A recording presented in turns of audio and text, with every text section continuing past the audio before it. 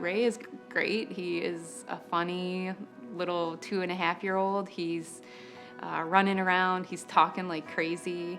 Loves dinosaurs. Loves pretty much anything that Lou likes to do. I think for a kid his age, just a pretty articulate way of having conversations with us. And if you looked at him, other than his little stature, I don't think you would know that he was a 28-week baby.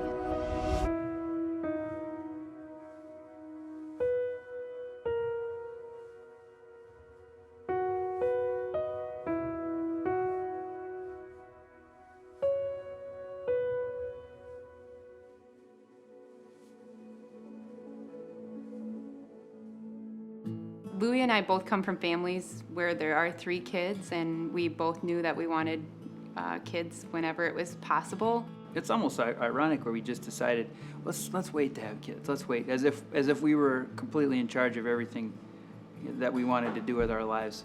For whatever reason, it didn't happen that way, so we had the struggle with infertility and had to go do IVF. We did the egg retrieval, and they recommended that we do a fresh transfer, and that was successful. And Lou was born on August 21st in 2017. It was a big celebration because a lot of people close to us knew how badly we wanted to be parents. We loved parenthood. Obviously, it was like challenging and things to get used to, but he was our first baby. He was our parents' first grandchild on both sides. So he was very easy to spoil and love. We decided about 2 years later that that's around a good time to start maybe trying to have a younger sibling for Lou. All they had to do was the transfer because we had the frozen embryo. In May of 2019, we went down and did the transfer. What would the road ahead be if this didn't work and we really wanted to have more kids? But it worked.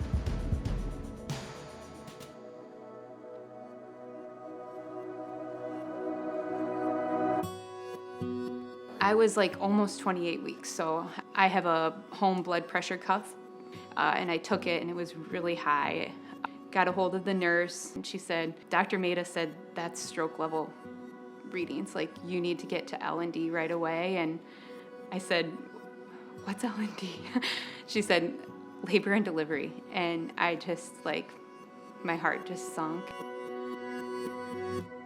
I think it's just, I don't know, I never really thought about a premature birth until it was there. And she told me, she said, you can be mad at me, but I'm not seeing any changes. She said, I can deliver this baby, but no one in Dubuque can take care of it. She said, I'm sending you to Iowa City, and you're gonna go in an ambulance. Wishing I could be in the ambulance with her, but there wasn't a thing that was gonna be able to happen, so we're just driving behind her. And other than a bumpy ride, we got there and we got into a labor and delivery room there. The high-risk OB team came in and they just explained, we're gonna watch you. We'll up your blood pressure medications as much as we can and keep you pregnant for as long as we can. And they said, you should probably kind of wrap your mind around the idea that you're gonna have a baby by the end of the weekend. I still didn't think it was gonna happen as soon as it did. It kind of felt out of body in a sense of I can't believe this is actually happening. You know, you have the anesthesiologist behind you, you have the curtain up, and just, it feels like an amphitheater full of people around you. And ultimately we just heard Dr. Santillan say, it's a boy, and we heard a tiny little cry. To the world, a baby boy. So Ray was born on November 22nd, and he was due February 9th. People told us, plan on staying until his due date. Some babies might leave earlier, and some babies might have to stay longer. We got in some sort of a routine, especially as Ray started getting stronger and feeling better, and it seemed like to be something we could handle and manage a lot better than we probably would have thought if someone told us ahead of time, hey, this is what you're gonna have to do for 2.5 months. Just before his 2-week mark, I asked the nurse, like, how was Ray's night? And she said, honestly, he's not doing so good. And I got there as they were kind of moving him back to Bay 1, where it's more intensive care, and they found that day that it was MRSA in his bloodstream, and we just kind of prayed that he would make it through the night. The monitors and the different things that they would be monitoring, and the things you could read on a screen that you don't really understand, and the things that sound like distress beeps that aren't really distress beeps, it kind of puts you on a low-grade anxiety all the time, because that's your son in there.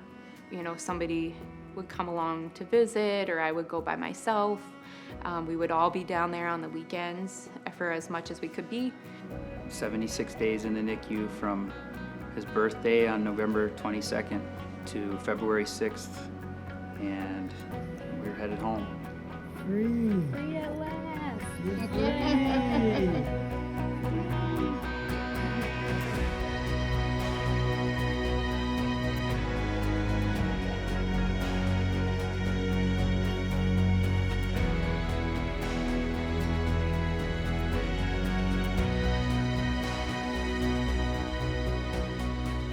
The first that I really heard about the March of Dimes was actually through the NICU nurses. They suggested the March of Dimes My NICU Baby app, and so I used that. And that honestly gave me a little bit of more of a connection with Ray, because I felt like, okay, I could monitor things even if I couldn't hold him. The March of Dimes supported the study of the surfactant and the steroid shots for the mother.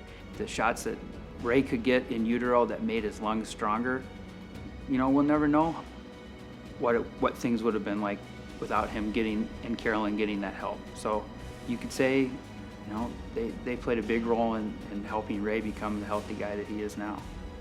To us, the March of Dimes is hope. It's an empowerment for mothers and babies, and I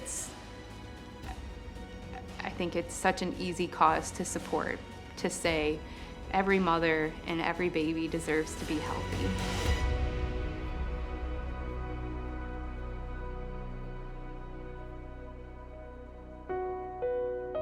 Ray's got a big personality to match his little body. We tell him all the time what a miracle he is, and he says, "I'm not a miracle," in his little Ray voice. But once he knows what that is and what he went through, he'll know that he is a miracle.